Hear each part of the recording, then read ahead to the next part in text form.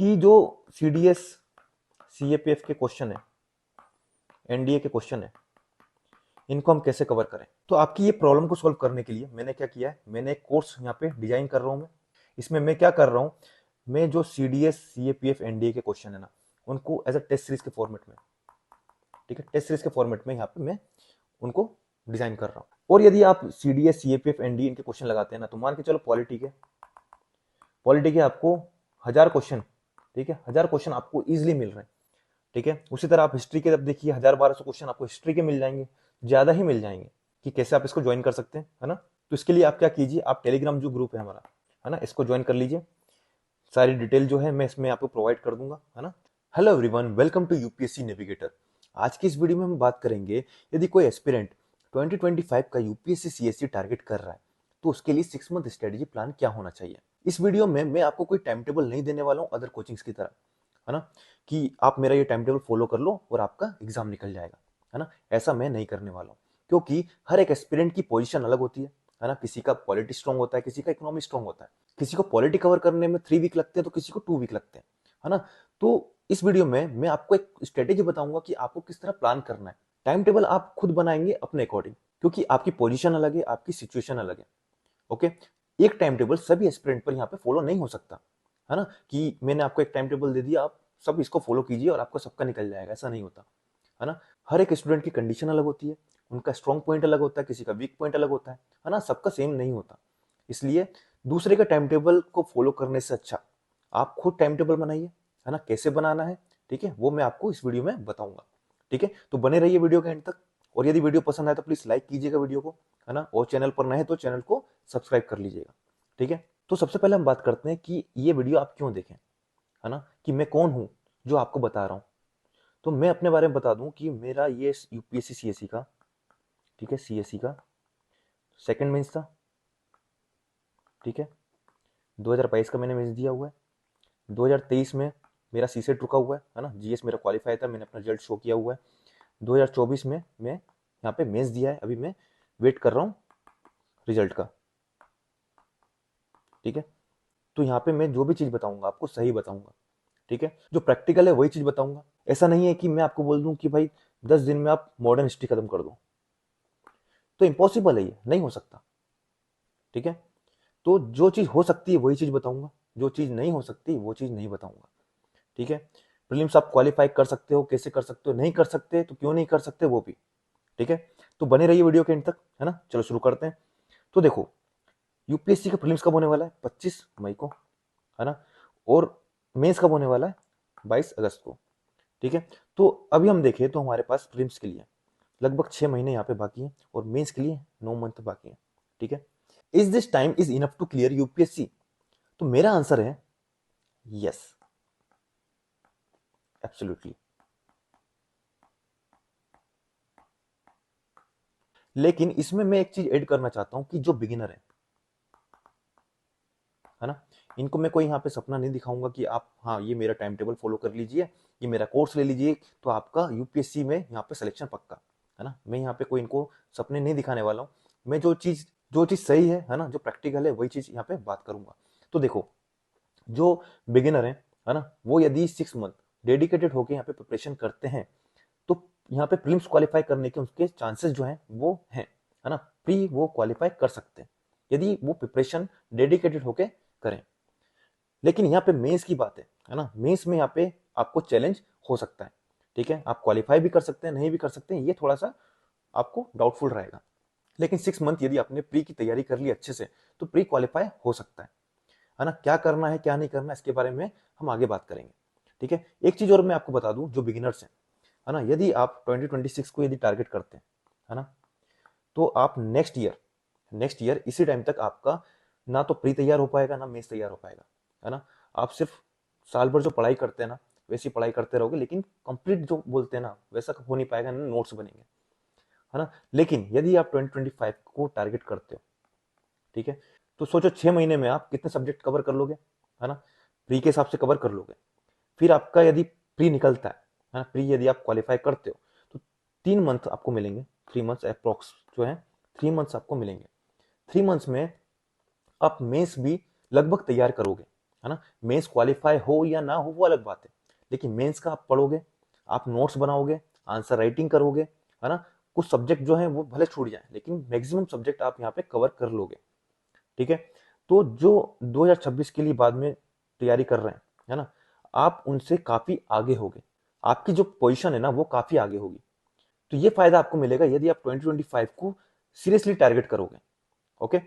और क्या करना है, कैसे करना है, इसके बारे में हम आगे बात करेंगे, ओके। तो चलो आगे देखते हैं। In this video we are going to discuss the various doubt that remain in aspirant mind during preparation. कौन कौन से डाउट रहते हैं इस पे हम बात करेंगे। तो सबसे पहला डाउट क्या होता है कि कब हम स्टार्ट करें प्री की तैयारी, है ना, कौन सी बुक्स पढ़ें, कौन सा मटेरियल पढ़ें। तीसरा क्या है, करंट अफेयर कैसे कवर करें, न्यूज़पेपर से करें या मैगजीन से करें, कौन सी टेस्ट सीरीज ज्वाइन करें, कितने टेस्ट लिखें, है ना, हाउ टू एनालाइज पीवाईक्यू। ये जो डाउट है ना, इनको हम इसी वीडियो में कवर करेंगे, ठीक है। तो बने रहिए वीडियो के एंड तक। और हाँ, यदि वीडियो पसंद आए तो प्लीज लाइक कीजिएगा, कमेंट करके बताइएगा कि वीडियो कैसी लगी, है ना। चलो अब बात करते हैं how to approach this exam. इस एग्जाम को हम किस तरह अप्रोच करें। यहाँ पे तीन तरह के स्टूडेंट है ना। पहला स्टूडेंट वो है जो बिगिनर है, जिन्होंने अभी प्रिपरेशन स्टार्ट करी है या स्टार्ट करने वाले। सेकंड वो है जिन्होंने पहले अटेम्प्ट दिए हुए लेकिन प्रीलिम्स जो है ये क्वालिफाई नहीं हुआ है, और ना ही मेंस में यहाँ पे कॉन्फिडेंस है। थर्ड स्टूडेंट वो है जिन्होंने प्रीवियस अटेम्प्ट दिए हुए लेकिन प्री क्वालिफाई नहीं हुआ, लेकिन मेंस में यहाँ पे कॉन्फिडेंस है। तीनों की स्ट्रेटेजी अलग होगी, क्यों, क्योंकि तीनों की पोजीशन अलग है ना। एक टाइम टेबल सभी पर यहाँ पे फिट नहीं होता। तो different approach for different aspirant, क्यों, वो मैंने आपको बता दिया। तो सबसे पहले हम बात करते हैं जो बिगिनर है ना, जो बिगिनर है वो किस तरह अपनी प्रिपरेशन स्टार्ट करें। तो मैंने आपको बता दिया, यदि आप 2025 को टारगेट करते हैं तो मेंस क्वालिफाई हो या ना हो, आपकी पोजीशन जो है बाकी के कंपैरिजन में काफी अच्छी होगी। आप जब 2026 का मेंस देंगे या प्री देंगे, आप काफी कॉन्फिडेंट वहां पे फील करेंगे। इसलिए 2025 का जो एग्जाम है इसको आप सीरियसली यहाँ पे अटेम्प्ट दें, ओके। तो आपको प्रिपरेशन कैसे करनी है ना। तो देखो, तो जो बिगिनर है वो क्या करें, सबसे पहले क्या करें, जो एनसीईआरटी है, एनसीईआरटी इनको कवर करना स्टार्ट कीजिए, ठीक है। नवंबर के कुछ 9-10 दिन बाकी हैं, वो साथ में दिसंबर, तो आपके पास लगभग यहाँ पे 40 दिन है ना। 40 दिन में आप एनसीईआरटी किसकी, ज्योग्राफी, हिस्ट्री, ठीक है, पॉलिटी और इकोनॉमी, ठीक है। ये चार जो एनसीईआरटी है ये कवर कीजिए। और कौन सी क्लास की एनसीईआरटी कवर करनी है वो मैंने वीडियो बनाई हुई है, आप वो वीडियो जाके देख सकते हैं। मैं उसका जो लिंक है वो डिस्क्रिप्शन बॉक्स में डाल दूंगा, तो आप वो वीडियो देखिए, आपको समझ में आएगा कि भाई 6 से 12 तक की जो एनसीईआरटी है वो सारी नहीं पढ़नी है ना। कौन कौन सी पढ़नी है उसके बारे में मैंने वहां पे बताया हुआ है, ठीक है। तो ये हो गया, सबसे पहले आपको क्या करना है, एनसीईआरटी पढ़नी है। तो आपका यहाँ पे थोड़ा बेसिक जो है, बेसिक यहाँ पे क्लियर हो जाएगा।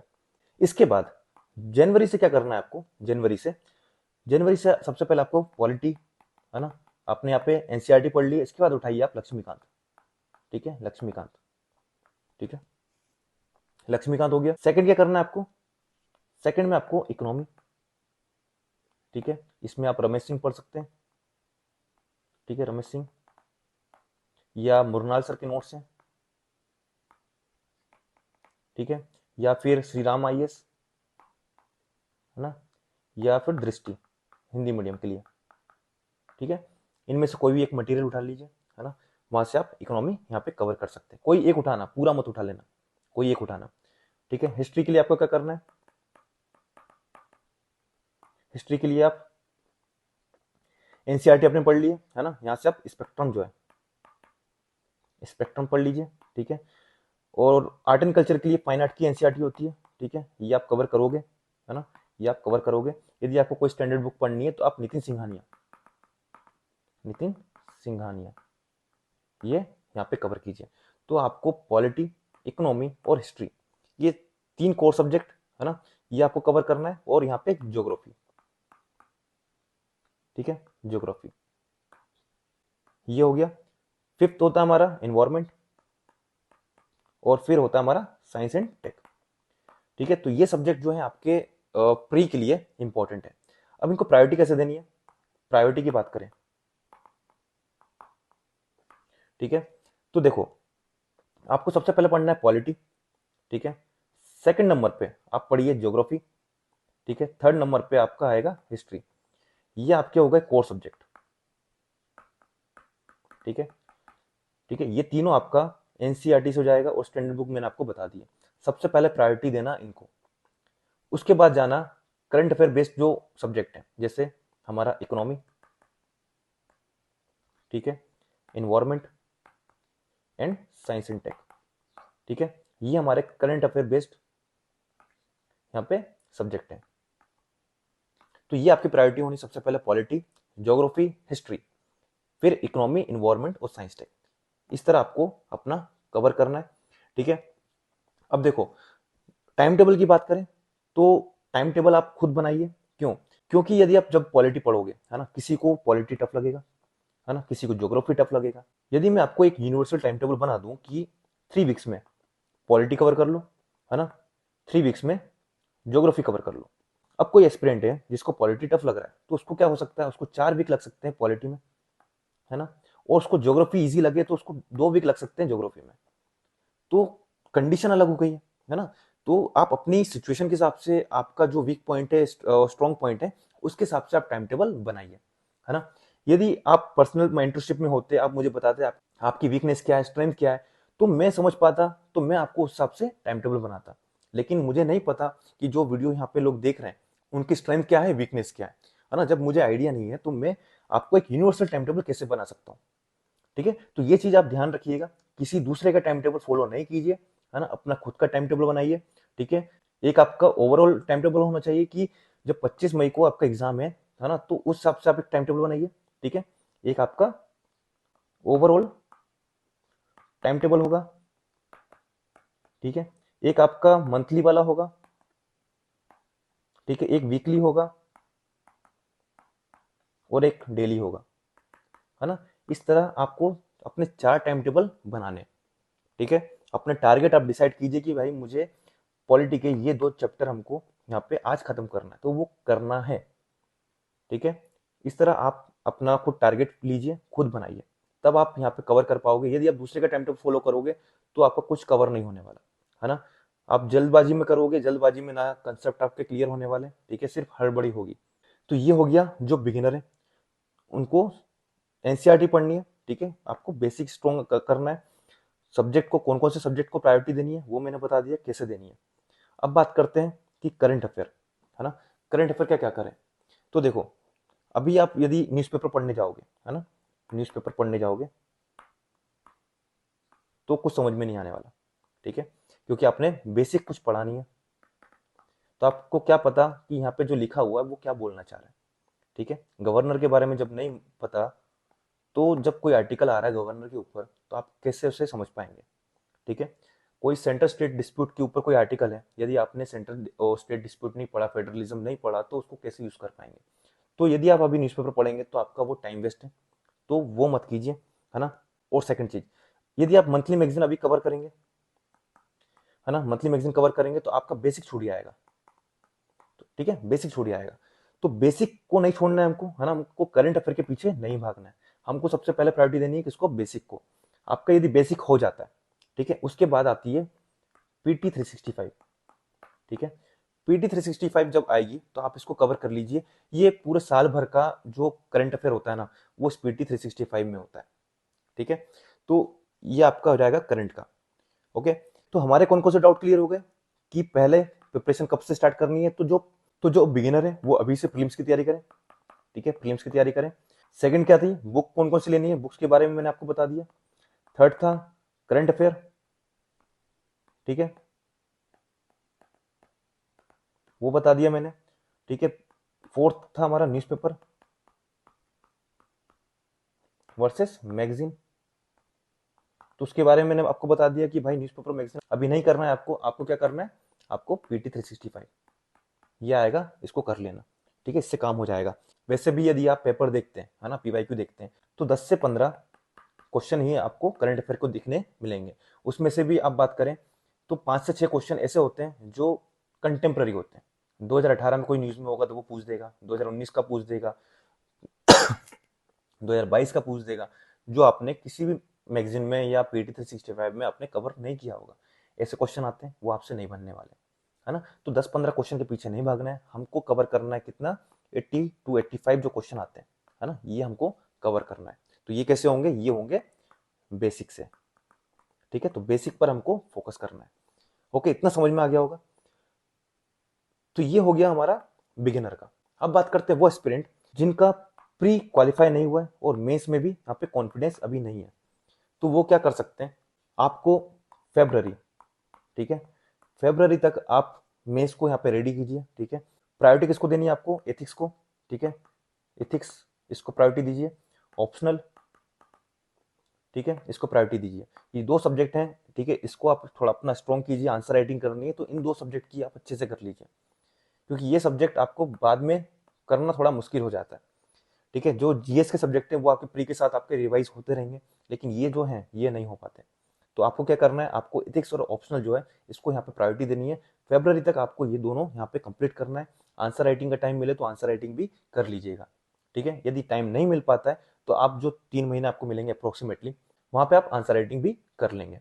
ओके, बाकी करंट अफेयर की बात करें तो न्यूज़पेपर और मैगजीन ये आपने कवर कर ही रहे होंगे। और यदि नहीं किया है, ठीक है, नहीं किया है तो आप भी क्या कीजिएगा, पीटी 365 आता है, इसको कर लीजिए, ठीक है, यहाँ से काम हो जाएगा। और मेंस के टाइम पे मेंस 365 आता है, ओके, तो वहाँ से काम चल जाता है। अब बात करते हैं आपको जो प्री क्वालिफाई नहीं हो रहा है इसके लिए क्या करें, है ना। उससे पहले जो एस्पिरेंट जिनका प्री यहाँ पे क्वालिफाई नहीं हो रहा है लेकिन मेंस में यहाँ पे ये कॉन्फिडेंट है, तो आप क्या कीजिए, आपकी जो गाड़ी है वो क्यों अटक रही है, प्री के चक्कर में, है ना, प्री के कारण। तो आप जनवरी से प्री फोकस, जनवरी से आप यहाँ पे प्री की तैयारी कीजिए। ओके, 4-5 महीने आप कंटिन्यू प्री की तैयारी कीजिए, टेस्ट सीरीज लगाइए, पीवाईक्यू लगाइए, है ना। प्री यदि आपका निकलता है ना, मेंस में आप फोड़ दोगे, ठीक है, क्योंकि आपका मेंस तैयार है, मेंस में आप कॉन्फिडेंट हो। लेकिन यदि आपका मेंस तैयार नहीं है तो आप फेब्रवरी तक का यहाँ पे टाइम लीजिए, मेंस को यहाँ पे रेडी कीजिए, ठीक है, क्योंकि प्री क्वालिफाई करने से कुछ नहीं होना, है ना। मेंस जो है वो मेन होता है, ठीक है, वही आपकी रैंक डिसाइड करता है। तो जो एस्पिरेंट मेंस में यहाँ पे कॉन्फिडेंट फील कर रहे हैं वो जनवरी से यहाँ पे प्रिपरेशन स्टार्ट करें प्री की। और जो एस्पिरेंट मेंस में कॉन्फिडेंट फील नहीं कर रहे हैं वो फेब्रवरी तक यहाँ पे अपना कर सकते हैं। अब बात करते हैं कि प्री में आप क्वालिफाई नहीं कर पा रहे हैं तो इसके लिए क्या करें। अब ये जो अप्रोच है, ये जो बिगिनर है और जो प्री क्वालिफाई नहीं कर पा रहे हैं, इन दोनों के लिए आप क्या कीजिए, आप बेसिक पर यहाँ पे काम कीजिए, है ना, क्योंकि बेसिक के क्वेश्चन आपके गलत नहीं होने चाहिए। ओके, क्योंकि यहाँ पे आप जब देखेंगे क्वेश्चन, जब क्वेश्चन पेपर आता है तो 35 टू 40 क्वेश्चन से ज्यादा किसी को नहीं आते। उसके ऊपर स्मार्ट गेस वर्क करना पड़ता है, लॉजिकल थिंकिंग यहाँ पे काम आती है ना। तो हमको क्या करना है, हमको जो 35 से 40 क्वेश्चन बेसिक आते हैं इनको गलत नहीं करना है। यदि आप इनको गलत करते हो तो आप पहले रेस से बाहर हो, है ना। तो बेसिक पर हमको यहाँ पे कमांड लानी है। बात करें एनसीईआरटी, एनसीईआरटी से डायरेक्ट क्वेश्चन यहाँ पे आपको देखने को मिलते हैं। हिस्ट्री की बात करें तो मैपिंग से यहाँ पे डायरेक्ट क्वेश्चन है, आप जाके देखिए मैपिंग से कितने क्वेश्चन आते हैं हर साल, ठीक है। तो आपको क्या करना है, आपको बेसिक पे कमांड करनी है, एनसीईआरटी, ठीक है, ये कवर करना है। आपको थीम्स आइडेंटिफाई करनी है, थीम्स, ठीक है, माइक्रो लेवल पर आपको थीम्स आइडेंटिफाई करनी है कि कौन कौन सी थीम से यहाँ पे क्वेश्चन बनते हैं। फॉर एग्जाम्पल हम पॉलिटी की बात करें, पॉलिटी से आप जो पार्लियामेंट है यहां से क्वेश्चन आते ही आते हैं। जुडिशरी, उसमें भी बात करें सुप्रीम कोर्ट, यहां से क्वेश्चन आते हैं, ठीक है। प्रीएम्बल, बात करें फंडामेंटल राइट्स, है ना। तो ये क्या है, ये थीम्स है। आपको पूरी लक्ष्मीकांत नहीं पढ़नी है प्रीलिम्स के लिए, है ना। आपको जो इंपॉर्टेंट थीम्स हैं वो आइडेंटिफाई करनी है, उनको ही पढ़ना है, ठीक है। हम बात करें साइंस टेक की तो आपको यहाँ पे बायोटेक्नोलॉजी, यहाँ से क्वेश्चन देखने को ही मिलता है। ओके, फिर बात करते हैं हम हिस्ट्री, हिस्ट्री में हम बात करें तो हमको एडवेंट ऑफ यूरोपियन, ठीक है, यहाँ से क्वेश्चन आपको हर साल देखने को मिलेंगे, ठीक है। जैनिज्म बुद्धिज्म से यहाँ से क्वेश्चन देखने को मिलेंगे, ठीक है, बुद्धिज्म से। तो इस तरह आपको थीम आइडेंटिफाई करनी है ना। मैं आपको पूरी लिस्ट आपको प्रोवाइड कर दूंगा जो इंपॉर्टेंट थीम है ना। ये आपको लिस्ट कहाँ मिलेगी, हमारे टेलीग्राम ग्रुप पर मिलेगी। आप वो टेलीग्राम ग्रुप ज्वाइन कीजिए तो आपको ये जो थीम्स हैं इंपॉर्टेंट थीम्स वो मैं आपको प्रोवाइड कर दूंगा, है ना, ताकि आपको एक हेल्प मिल जाएगी कि किस तरह हमको थीम्स आइडेंटिफाई करनी है, कौन सी थीम इंपॉर्टेंट है ना, प्रीलिम्स एग्जाम के लिए। तो इस तरह हमको थीम्स आइडेंटिफाई करनी है, हिस्ट्री, पॉलिटी, ज्योग्राफी, है ना, साइंस, टेक, इन्वायरमेंट, सबके लिए। और इन थीम्स का ही हमको बार बार रिवीजन करना है, ठीक है। सब कुछ नहीं पढ़ना होता है, सब कुछ पढ़ोगे वो रिटेन होने नहीं वाला, है ना। हमको उतना पढ़ना है जो हमारे काम का है। Got it. फिर नेक्स्ट चीज, करंट अफेयर। एस्पिरेंट क्या करते हैं, करंट अफेयर के पीछे यहाँ पे पागल हुए, है ना। वो करंट अफेयर ही पढ़ते जा रहे हैं, ठीक है। करंट अफेयर को पढ़ने के चक्कर में क्या करते हैं, बेसिक जो है इसको छोड़ देते हैं, तो बेसिक यहाँ पे कवर नहीं हो पाता। तो इसके चक्कर में क्या होता है, जो इजी क्वेश्चन होते हैं ना वो गलत हो जाते हैं। वो करंट अफेयर के क्वेश्चन मैंने आपको बता दिया, 10 से 15 क्वेश्चन से ज्यादा क्वेश्चन आते ही नहीं है ना। आप खुद पेपर एनालाइज कीजिए, आपको समझ में आएगा, ठीक है। ये हो गया। अब बात करें टेस्ट सीरीज। तो टेस्ट सीरीज को देखो, मैं आपको टेस्ट सीरीज तो रिकमेंड नहीं करता, है ना, क्योंकि टेस्ट सीरीज जो है इस पे तो मुझे खुद भरोसा नहीं है ना। मैं आपको यहाँ पे गाइड नहीं करूंगा कि टेस्ट सीरीज आपकी लगाइए। मैं भरोसा किस पे करता हूँ, पीवाईक्यू पर, ठीक है। पीवाईक्यू लगाना ज्यादा अच्छा है as compare to test series, क्योंकि जो पीवाईक्यू होते हैं, है ना, ये होते हैं रिपीट होते हैं, ठीक है। तो आप क्या कीजिए, पीवाईक्यू लगाइए। इससे क्या होगा, आप जो एग्जामिनर का माइंडसेट है ना, एग्जामिनर का माइंडसेट, ठीक है, कि क्वेश्चन वो किस तरह फ्रेम कर रहा है, क्वेश्चन जो फ्रेम कर रहा है ना, वो किस तरह कर रहा है। एग्जामिनर का माइंडसेट यदि आपको समझ में आ गया कि क्वेश्चन फ्रेम कैसे कर रहा है, ठीक है, कहाँ पे वो ट्रैप फंसा रहा है ना, ये यदि आप ये चीज सीख गए तो प्री आपका इजिली क्वालिफाई होगा, ओके। लेकिन यदि आप टेस्ट सीरीज लगा रहे हैं किसी कोचिंग की, तो आप एग्जामिनर का माइंडसेट नहीं समझ पाएंगे। आप किसका माइंडसेट समझ रहे हैं, आप किसी स्टूडेंट का, ठीक है, जो ये टेस्ट सीरीज बना रहा है। और ये जो पीवाईक्यू, ये कौन बना रहा है, पीवाईक्यू मतलब जो पहले क्वेश्चन आए हुए थे, है ना, ये क्वेश्चन कौन बना रहा है, प्रोफेसर बना रहे हैं, ठीक है। प्रोफेसर यहाँ पे क्वेश्चन बना रहे हैं। तो प्रोफेसर का माइंडसेट और एक स्टूडेंट का माइंडसेट समझना, आप खुद सोच सकते हैं कितना डिफरेंस होगा। तो आप खुद सोचिए, आपको प्रोफेसर का माइंडसेट समझना है जो यूपीएससी के एग्जाम के क्वेश्चन बना रहा है, या फिर आपको किसी स्टूडेंट का माइंडसेट समझना है जो टेस्ट सीरीज का क्वेश्चन बना रहा है। ये चीज आपको डिसाइड कीजिए, ठीक है। मैं इसलिए किसको प्रायोरिटी देता हूं, मैं देता हूं पीवाईक्यू, ठीक है, पीवाईक्यू। अब पीवाईक्यू किसके लगाना है ना, तो यूपीएससी के जितने भी एग्जाम होते हैं, है ना, सिर्फ सिविल सर्विसेज का नहीं, सिविल सर्विसेज का नहीं, सिर्फ सिविल सर्विसेज का नहीं लगाना हमको, इसका तो लगाना है, साथ में हमको लगाना है सीडीएस का, एनडीए का, ठीक है, सीएपीएफ का, ठीक है।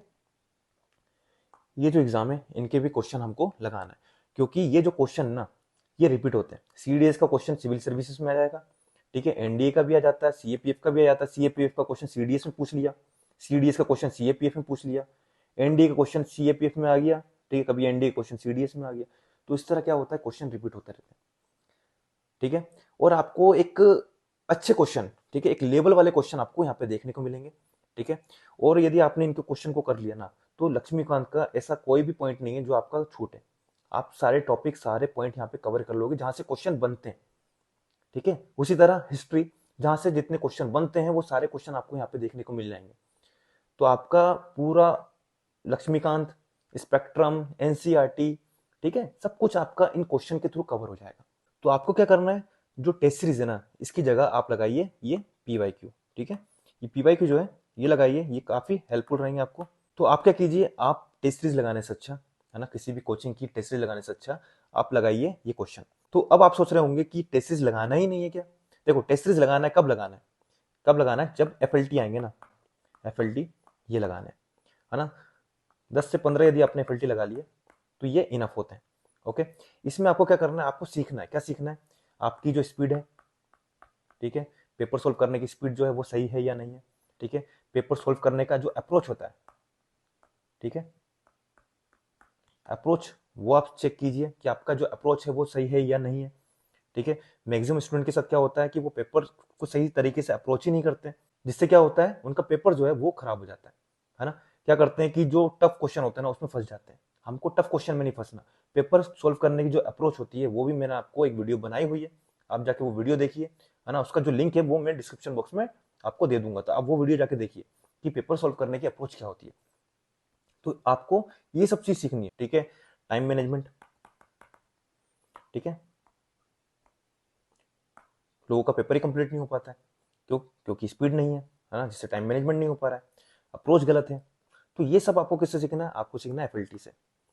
लेकिन नॉलेज का जो गैप है ना, नॉलेज गैप, ठीक है, प्रिपरेशन में जो गैप है, नॉलेज में जो गैप है, तो उसको फुलफिल कहां से करें? उसको फुलफिल करना हमको पीवाईक्यू से। पीवाईक्यू के एनालिसिस करने की 3 अप्रोच होती है। कौन कौन सी होती है? पहला, कि आपको थीम आइडेंटिफाई करनी है। सेकंड क्या होती है? जो पीवाईक्यू है ना, उसकी हर एक स्टेटमेंट को, ठीक है, आप यहाँ पे उसका पोस्टमार्टम कीजिए, ठीक है। पोस्टमार्टम करना मतलब कोई स्टेटमेंट है, इसको आप गूगल कीजिए, उसकी कुछ एक्स्ट्रा इन्फॉर्मेशन है उसको आप ऐड कीजिए। यदि जैनिज्म से यदि कोई क्वेश्चन आता है ना, तो जैनिज्म के बारे में और जो थोड़ा सा डीप जाके वहां पे आप लिख लीजिए। यदि कोई टेक्स्ट बुक है, मान के चलो जैनिज्म की कोई टेक्स्ट पूछी है, टेक्स्ट बुक, तो आपको क्या करना है? जैनिज्म की जितनी भी टेक्स्ट बुक है ना, उनके नाम आप नोट कर लीजिए, और उस टेक्स्ट बुक को किसने लिखा है वो भी आप उसका नाम जो है वो नोट कर लीजिए। तो इससे क्या हुआ, आपका जो गैप था, है ना, जो नॉलेज में गैप था या प्रिपरेशन में जो गैप था, वो आपका यहाँ पे फुलफिल हो जाएगा। ओके, ठीक है। तो इस तरह पीवाईक्यू एनालिसिस किया जाता है। तो पहला क्या करना है हमको? Theme identify. सेकंड, गूगल करना है, पोस्टमार्टम करना है। थर्ड क्या होता है? थर्ड होता है लॉजिकल थिंकिंग डेवलप करना। ये आप कोचिंग की टेस्ट सीरीज से नहीं कर सकते। ये कहां से होगा? ये होगा पीवाईक्यू से। और ये कैसे डेवलप करना है, कैसे सोल्व किया जाता है, इस सब के ऊपर मैंने वीडियो बनाई हुई है ना। मैंने 20, 21, 22 इन सब के पेपर जो है वो सोल्व किए हुए हैं कि कैसे हमको smart guess work, logical thinking से पेपर सोल्व करना पड़ता है ना। ये कोई तुक्का या ट्रिक नहीं होती, ट्रिक नहीं है ये। यदि आप सोचो ट्रिक से हम पेपर सोल्व कर लें, है ना, तो यदि ऐसा होता तो आप कोई एसएससी वाला, है ना, कांस्टेबल का एग्जाम दे रहा है, उसको आप ये ट्रिक बता दीजिए, वो सोल्व कर लेगा, है ना। लेकिन ऐसा नहीं होता। आपको ट्रिक, ये ट्रिक तभी काम आएगी, है ना, जब आपका लॉजिकल थिंकिंग जो है ये डेवलप हुई होगी, आपने बेसिक कवर किया होगा, तभी ये हो सकता है। Got it? तो ये हो गया पीवाईक्यू का, ठीक है।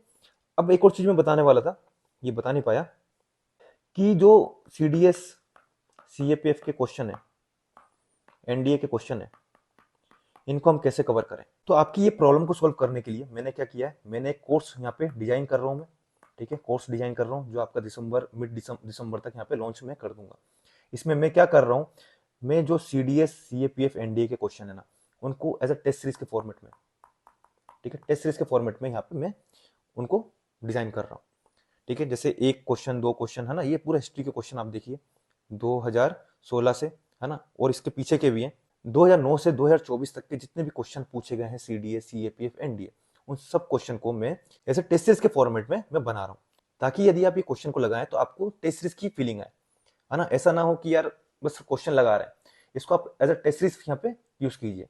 और यदि आप सीडीएस सीएपीएफ एनडीए इनके क्वेश्चन लगाते हैं ना, तो मान के चलो पॉलिटी के आपको 1000 क्वेश्चन, ठीक है, 1000 क्वेश्चन आपको इजिली मिल रहे हैं। यदि आपने 1000 क्वेश्चन पॉलिटी के लगा लिए, तो इससे बाहर क्या है? कुछ नहीं है, ठीक है। उसी तरह आप हिस्ट्री के जब देखिए 1000-1200 क्वेश्चन आपको हिस्ट्री के मिल जाएंगे, ज्यादा ही मिल जाएंगे, है ना। तो यदि आपने इतने क्वेश्चन हिस्ट्री के लगा लिए, पॉलिटी के लगा लिए, तो आपको टेस्ट सीरीज की जरूरत ही नहीं है, ठीक है। और यहाँ इतने अच्छे अच्छे क्वेश्चन है, ऐसा क्वेश्चन कोई टेस्ट सीरीज वाला बना ही नहीं सकता, ठीक है। तो ये मैं डिजाइन कर रहा हूँ, है ना, अभी बना रहा हूँ, मैं इस पे काम कर रहा हूँ। जैसे ही खत्म होता है ना, तो इसका मैं आपको बताऊंगा, डिटेल बताऊंगा कि कैसे आप इसको ज्वाइन कर सकते हैं, है ना। तो इसके लिए आप क्या कीजिए, आप टेलीग्राम जो ग्रुप है हमारा, टेलीग्राम ग्रुप, है ना, इसको ज्वाइन कर लीजिए। सारी डिटेल जो है मैं इसमें आपको प्रोवाइड कर दूंगा, है ना। तो आप जो टेलीग्राम ग्रुप है इसको ज्वाइन कर लीजिए, ठीक है ना। ये था हिस्ट्री का। उसी तरह आप देखिए ये है पॉलिटी का, ठीक है। पॉलिटी के जो भी क्वेश्चन यहाँ पे पूछे गए हैं वो मैंने यहाँ पे बना दिए हैं। अब ये जो टेस्ट है ना, इसमें 100 क्वेश्चन आपको देखने को मिलेंगे, ठीक है, 100 क्वेश्चन, एक टेस्ट में 100 क्वेश्चन, ठीक है। ऐसे आपको पॉलिटी के मान के चलो 8 से 10 टेस्ट यदि मिल रहे हैं, तो आपके पास कितने क्वेश्चन हो गए? 1000 क्वेश्चन हो गए, है ना। तो इस तरह मैं आपको ये प्रोवाइड करूंगा, ठीक है। बाकी आगे की डिटेल के लिए आप क्या कीजिए, आप हमारा टेलीग्राम ग्रुप जो है इसको ज्वाइन कर लीजिए, ताकि आने वाली जो इन्फॉर्मेशन होगी जो भी, वो आपको इजिली यहाँ पे अपडेट हो जाएगी, ठीक है, मिल जाएगी। तो होप आप लोगों को समझ में आया होगा कि आपको किस तरह प्रिपरेशन करनी है ना, बिगिनर को कैसे करना है, जो अटेम्प्ट दे चुके हैं, जिनका क्वालिफाई नहीं हुआ, उनको किस तरह करना है ना। करंट अफेयर के पीछे नहीं भागना है, टेस्ट सीरीज के पीछे नहीं भागना है, आपको पीवाईक्यू पे काम करना है। ठीक है, टेस्ट कब लगाएंगे, एफएलटी, है ना, ये लगाना है। एक और चीज, सी सेट। ठीक है, सी सेट, सी सेट का कोई भरोसा नहीं है, कभी कॉम्प्रिहेंशन जो है वो टफ आ जाता है, कभी मैथ्स रीजनिंग टफ आ जाता है ना। लास्ट ईयर बात करें, लास्ट ईयर 2023 का जो पेपर था उसमें कॉम्प्रिहेंशन जो होते वो इजी थे, मैथ्स रीजनिंग टफ था। 2024 में क्या कर दिया, मैथ्स रीजनिंग इजी था, कॉम्प्रिहेंशन थोड़ा टफ कर दिया। तो आपको क्या करना है, आपको सभी चीज पर यहाँ पे काम करना पड़ेगा। ठीक है, कॉम्प्रिहेंशन जो है इस पर भी काम करना है, मैथ्स रीजनिंग जो है इस पर भी काम करना है। ठीक है, ठीक है, कॉम्प्रिहेंशन, ठीक है, मैथ्स रीजनिंग कॉम्प्रिहेंशन दोनों पे हमको काम करना है। ऐसा नहीं कि हमारा मैथ्स रीजनिंग अच्छा नहीं तो हम कॉम्प्रिहेंशन करके चले इससे क्वालिफाई हो जाएगा, होने नहीं वाला। ठीक है, सीधी सी बात, होने नहीं वाला। यदि आपके कॉम्प्रिहेंशन में 27-28 क्वेश्चन आ रहे हैं ना, आप मुश्किल से मुश्किल यहाँ पे 22-23 क्वेश्चन ही सही कर पाओगे, है ना, बाकी क्वेश्चन नहीं कर पाओगे। उसी तरह आप देखिए, मैथ के क्वेश्चन इस तरह आते हैं, कुछ क्वेश्चन कि आपको लगेगा कि आंसर सही आ रहा है लेकिन आंसर गलत हो जाता है। ठीक है, तो वो क्वेश्चन कौन से होते हैं, जो डेटा इंसफिशियंसी वाले क्वेश्चन होते हैं ना, डेटा इंसफिशियंसी। ये क्वेश्चन ऐसे होते हैं कि आपको लग रहा है कि हाँ मैं सही कर रहा हूँ, लेकिन वो क्वेश्चन गलत हो जाता है। तो इतना थोड़ा टफ हो गया है सी सेट, है ना। तो आपको सिर्फ एक चीज पर रिलाई नहीं करना है कि आपको मैथ्स रीजनिंग आप करके चले गए, कॉम्प्रिहेंशन छोड़ दिया, पता चला उस दिन मैथ्स रीजनिंग टफ आ गया, खत्म। यदि आपका कॉम्प्रिहेंशन आपका आपने अच्छा कर लिया, मैथ्स रीजनिंग छोड़ के चले गए, पता चला उस टाइम पे कॉम्प्रिहेंशन टफ आ गया, फिर खत्म, है ना, टाटा गुड बाय हो जाएगा। तो हमको ये नहीं करना, हमको दोनों चीज को यहाँ पे प्रायोरिटी देनी है ना। जिसका सी सेट थोड़ा वीक है वो अभी से प्रिपरेशन उसकी स्टार्ट करे सी सेट की। जिसका सी सेट अच्छा है तो वो क्या कर सकता है, वो अप्रैल मई में इसकी प्रिपरेशन करे, उससे पहले जीएस जो है इसको अच्छे से कवर करे। लेकिन जिसका सही नहीं है वो दिसंबर दिसंबर से ही इसको स्टार्ट करें, डेली बेसिस पे 2 घंटे यदि आप कवर करते हैं ना, 2 आवर्स, तो ये सफिशियंट है ना। इसमें भी आपको क्या प्रायोरिटी करनी है, आपको पीवाईक्यू, पीवाईक्यू जो है, पीवाईक्यू जो है इसके बेसिस पर ही आपको इसकी प्रिपरेशन करनी है ना। नहीं तो आप पता चला एसएससी एसएससी के क्वेश्चन यहाँ पे लगाना स्टार्ट कर दिए, है ना, यहाँ क्वेश्चन ऐसे आ ही नहीं रहे, है ना। यहाँ पे भी जो मैथ्स के क्वेश्चन होते हैं, रीजनिंग क्वेश्चन होते हैं, काफी लॉजिकल होते हैं, आपको पेन चलाने की जरूरत नहीं है, वो सिर्फ लॉजिकल थिंकिंग से क्वेश्चन का आंसर आ जाता है। तो उसके लिए आपको क्या करना पड़ेगा, आपको यूपीएससी के क्वेश्चन लगाने पड़ेंगे। Got it. तो इतना आपको समझ में आ गया होगा कि जो 2025 की प्रिपरेशन कर रहे हैं, है ना, तो उनको किस तरह प्रिपरेशन करनी है। ठीक है, तो होप आप लोगों को वीडियो पसंद आई होगी। पसंद आई तो प्लीज वीडियो को लाइक कीजिए, शेयर कीजिए दोस्तों तक, और हाँ, चैनल पर नए तो चैनल को सब्सक्राइब कर लीजिए। ठीक है, और हाँ, बेल आइकन को दबाना ना भूलें, ताकि इसी तरह की आने वाली वीडियो का आपको नोटिफिकेशन टाइम टू टाइम मिल पाए। ठीक है, तो समाप्त करते हैं अपनी इस वीडियो को यहीं पर। जय हिंद, जय भारत।